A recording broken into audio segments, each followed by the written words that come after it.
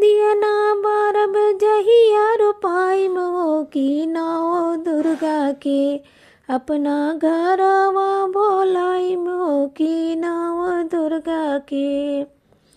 कलसा ऊपर दिया ना बारब जहिया रोपाई हो की नाओ दुर्गा के अपना घरवा भोलाई हो की नाओ दुर्गा के। के पतैया पे लिखप मई के चिट्ठिया हो की लिखी चिट्ठिया ना और सगवा से पेठाई बो की लिखी चिट्ठिया ना। चिट्ठिया ही पढ़ते मैया आइले मोरे आंगनवा हो की नाओ मैया ना गईली कलसा में समाई हो की ना। चिट्ठिया पढ़ो तो मैया आइली मोरे अंगनवा हो की ना ओ मैया ना गईली कलसा में समाई हो की ना ओ मैया ना। पहिला कलसा भरनी शैल पुत्र के गौरवनी हो की गंगा लसेना मैया के चरण धोवनी हो के गंगा जल सेना।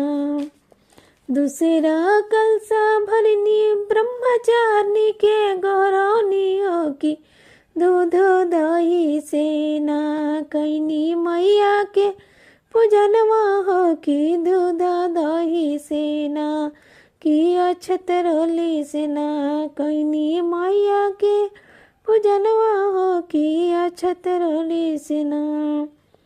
तीसरा कलसा भरनी चंद्र घंटा के गौरवनी हो की मखाना खीर सेना मई के भोगवा लगवनी हो मखाना खीर सेना।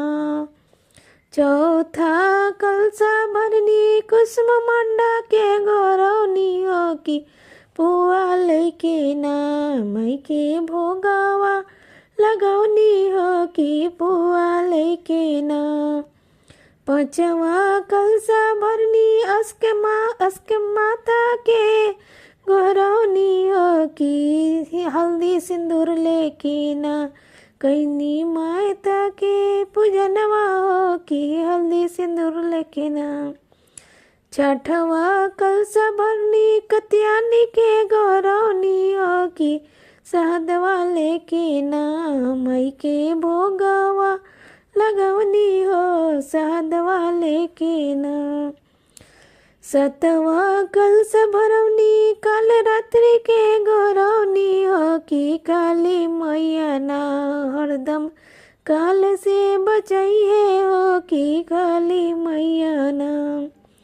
आठवा कलसा भरनी महागौरी के गौरवनी हो की दूध सेना मई के भोगा लगवनी हो की दूध सेना। दूधे पूते सेना मई मुरी भर दिहलिया चरवा हो की दूधे पूते ना।